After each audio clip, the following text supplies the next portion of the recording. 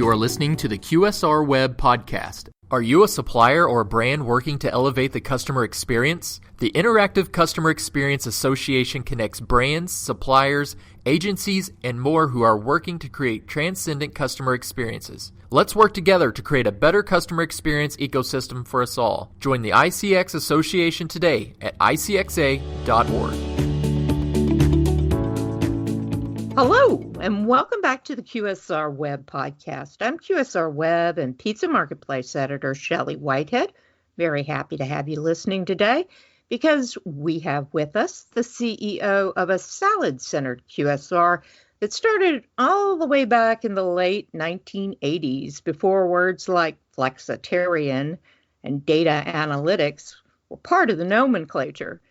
But today, Saladworks CEO Patrick Segru says both of those words are key to his brand success, which we will hear much more about in just a few seconds after this message. The Interactive Customer Experience Association's mission is to connect B2C brands to technology that elevates the customer experience. Brands have access to resources, project help, news, and insights based around boosting their customer experience. Suppliers gain network opportunities to reach these brands and help them provide solutions to elevate their customer experience. Join today at icxa.org. From international expansion and a new menu and store footprint to a partnership with Sodexo that will take its offerings into college campuses nationwide, Saladworks is, as they say, on fire as QSR brand of late. In fact, it's hard to believe this is actually a 30-year-old brand, even though it waited until the early 2000s to begin franchising. But franchising it is. And with me today is Saladworks President and CEO Patrick Segru. And welcome, Patrick. Thank you so much, Phil. I appreciate it. Well, we appreciate it. Please, can you tell us what the most recent store count for the brand is, along with its geographical reach at the moment? So we're 100 stores in 17 states, 3 countries. We've got 2 Middle Eastern countries that we do business in, but we're heavily concentrated in the Northeast. About 70% of our stores are in Pennsylvania, Delaware, and New Jersey. Much of our growth is occurring outside of that core market. Is that right? Well, I know a lot of the growth will probably soon be coming through the Sodexo College Food Partnership that we just announced, and the new menu and store footprint you've got that's less than a year old. And I wonder what's the one thing among the many new initiatives that your brand has undertaken lately that you're most excited about, and why? You know, I think that probably like my kids, it's hard to pick one that I love the most or am most excited about. We've got a growth plan that is, has multiple legs to the stool, and so I'm excited about a number of them. But to start off, I think the new channels of distribution for us, like the partnership with Sodexo, where we get opportunity to get access to young consumers. And what makes me excited about that is we've found in the colleges that we've opened over the last year that young students, demographically probably referred to as Gen Zs, are very interested in eating healthy, very interested in a more veg-centric diet. And while they do have their indulgent unnamed chicken brand that is very popular in college campuses, and pizza is obviously something that college students eat, they balance that with a frequency that is really impressive on eating salads and veggie-centric. And so we're doing particularly well in the college market, and Sodexo is going to be a great partner in that vertical. In addition, we're very excited about another channel we call store within a store. We have opened 3, going to be 4 and 5 in the next 60 days, stores in ShopRite supermarkets that are based here in Pennsylvania and New Jersey. And we're able to put a 150 square foot restaurant right in the middle of a ShopRite store right as you enter in, and get the full menu that you would get in a 2,000 square foot inline Saladworks store. You're able to get that right at the front of the ShopRite restaurant. And our numbers, the build out is obviously much lower, a fraction of what our normal build out is, and sales are anywhere from 60 to 90% of what our sales would be in an inline unit. So it gives us an opportunity to serve new guests in a very economical model, in a place that consumers surprisingly are looking for a meal solution, which is vegetable centric, and our salads fit that beautifully. I think if I had to do a third, it's another channel, and that is these third-party delivery mechanisms. If you're familiar with the Grubhubs and the Uber Eats and DoorDash, oh yeah, and Easy Cater, those are showing incredible growth. Those players have just recently been announcing public offerings. They're in major growth mode, and they bring guests to us that we don't typically do business with, that maybe not know about our brand, and it gives us an opportunity to connect with new consumers, in addition to the myriad of guests that come to our regular restaurants. And so I think we're doing wonderful things in our stores, as you mentioned, new branding, new remodels, new products in the stores, which we're very excited about. But we're, in addition to the growth that's occurring with new franchising in that traditional channel of franchise, 2,000 square foot restaurant in a shopping center, all these new channels are just adding multiple growth vehicles for us. And so, again, very excited about all of those. Yeah, the one thing about going to the grocery, it always makes me hungry. So perhaps that helps. I don't know whether I'm always hungry for a salad, but you have other things. Well, so much, if you think about how busy people are today, and they know that they've got to go grocery shopping, so they're going to pop in there at the end of their day, 4, 5, 6 o'clock, and go do their fill-in shopping. But you know what? You're tired, to your point, you're hungry. You're not going to want to go home and wait to go prep and to cook and to clean on that day. And so, you walk into our store and there's 65 beautiful toppings that you can use to build a great salad and your meal solution for that day with no dishes. You buy that, you buy your fill-in groceries so that, the next day, what your meals are planned for the next day or two. It really is a really nice combination for guests. And so it fits. Yeah, that's interesting. I also wonder how long ago did you begin developing your new menu, and how have those offerings been received with your target audience? Is what, young flexitarians? It is. Lots of people eat salads, and cornerstone of our value proposition is choice and control. And with 65 items on our line, there's a salad for every guest and every diet philosophy. I was with a group of probably 125, 150 executives, and I was making a presentation, and it was a free opportunity to get some consumer research. So I said, how many of you out there, follow some type of dietary philosophy, Atkins to keto to any other of the many dietary philosophies we hear about? And about 70% of the room raised their hand. And then I asked, okay, of that 70%, how many of you have had, followed maybe more than one, dietary philosophy over the course of a year? Some people will come out of the first of the year and they'll go vegetarian or vegan. In the spring, they'll evolve their dietary philosophy.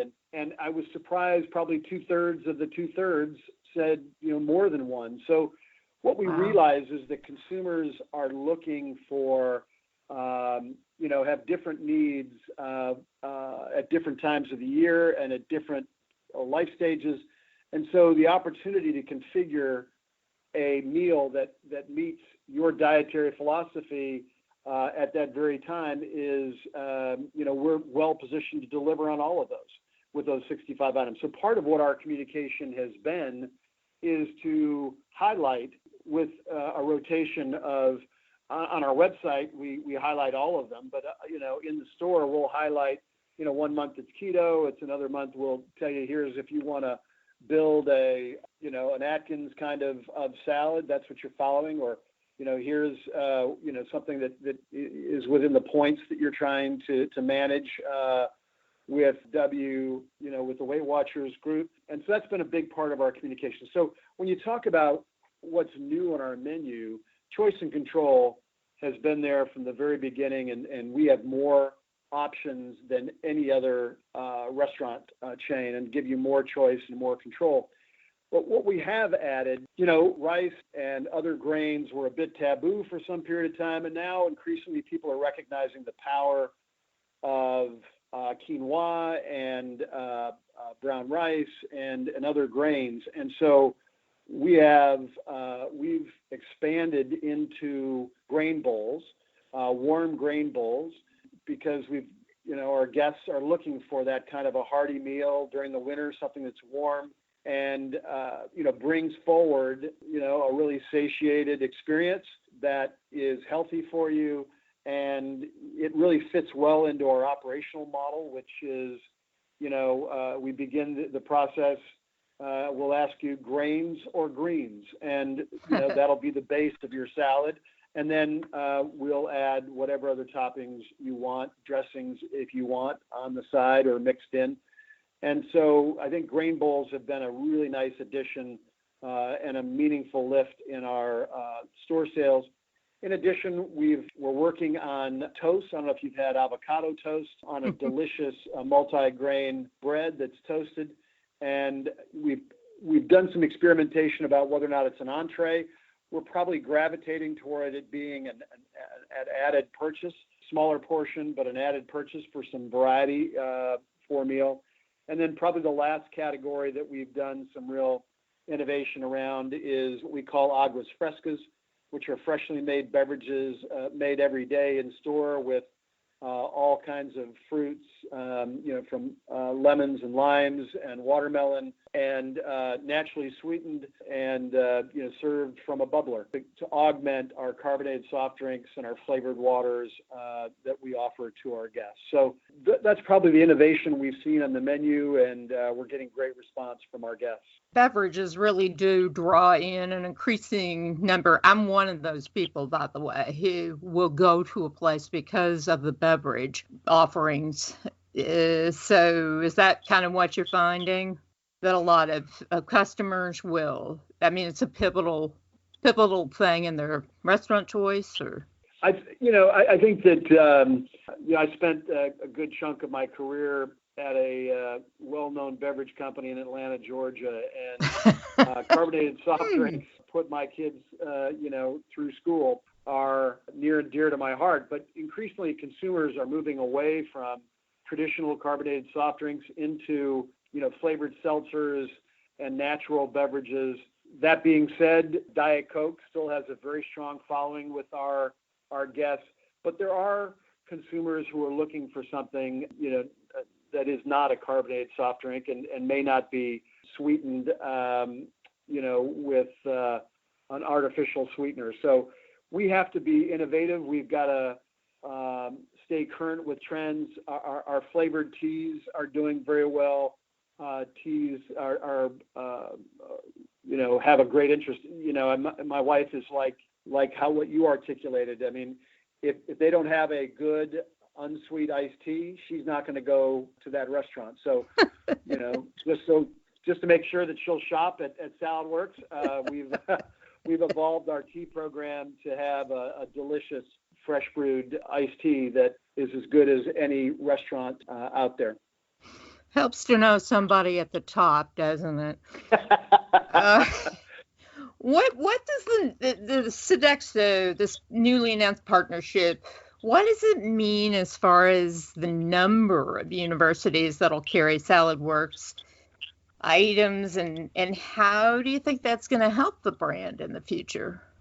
Sodexo is such a quality company, and again, you are the company you keep. And Sodexo, recognizing that their college students were looking for healthier alternatives, they canvassed dozens, if not hundreds, of restaurant concepts to offer in that healthy category, healthy veg-centric category, and they selected us. So we're honored by their selection. I think it says a lot to our franchisees. I think it says a lot to a guest that's a college consumer that, hey, they know that Sodexo is a quality food service company, and they wouldn't bring in a brand that didn't have a real focus on food safety, on traceability of their food, of delicious, high quality, great service. And so I think, right off the bat, it's just a really nice validation of all the things that we've been doing to evolve this brand to be increasingly relevant to today's guests. But I think the other thing it does, it's no surprise why GM and a number of the automakers offer nice discounts to college consumers upon graduation, because they know that early alignment with a given brand can, in the case of automobiles, that first car, if you become a Chevy or a Ford person, that pattern can last a long, long time. And we feel very much the same way. If you see our brand and build a relationship with the Saladworks brand while you're in university, coming out, and you see a Saladworks on your way to your new job, it's going to be a place that you're comfortable with, that you're excited to try, and that you're going to be able to tell your friends about. And so it really helps us with these college students as they go back home or go to where they're going to work, and to be able to think about and advocate for Saladworks in the markets that we're expanding in. It seems like analytics and really database decision making is a big factor for Saladworks. Am I picking up on that correctly? If I am, can you give me some examples of data findings that have resulted in brand initiatives or changes? Well, first off, we have something called the Saladworks 7. It's our core values, and food safety is job one, is number one on that list. But number two is we make decisions leveraging facts and insights. And the reason for that is there is so much changing in the world in terms of technology and different data collecting capabilities that we have through our own direct POS, through our loyalty programs, through third-party data collection, that the real challenge is how do you convert those into insights? And I've been harping on my CFO and our head of IT that I am awash in data. What I'm really thirsting for is insights, and we're doing better at that. And so we're really pursuing ways to cut the data through SQL servers and other advanced data management tools to be able to come up with insights that will help us make good decisions. One of those things is within our loyalty program, we recognize that the fact that a number of our loyalty members, our percentage of loyalty participants, we get great demographic data on them. And it tells us, what kind of things they're interested in. And so, believe it or not, a number of people who, when they talk about what their interests are, it helps us message. So, for example, we had a new marketing manager do a deep dive into some of the Facebook postings and feedback of our guests, what they like to talk about, what they communicate about. Animals, dogs, cats, are probably at the top of the list, but guinea pigs and rabbits or anything else, they have a real love for their pets. And it spoke to us about how we can theme some of our communications that'll resonate with those guests.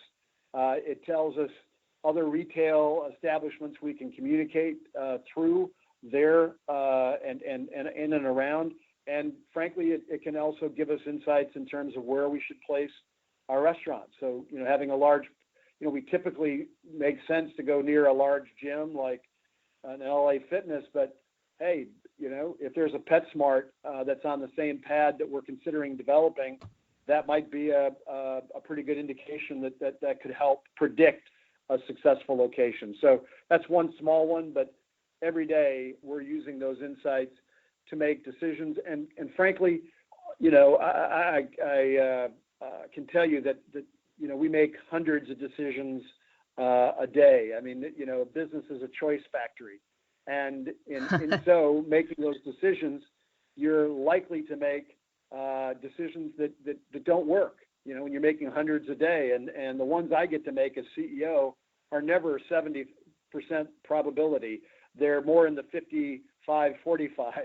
And so inevitably, you're going to make mistakes.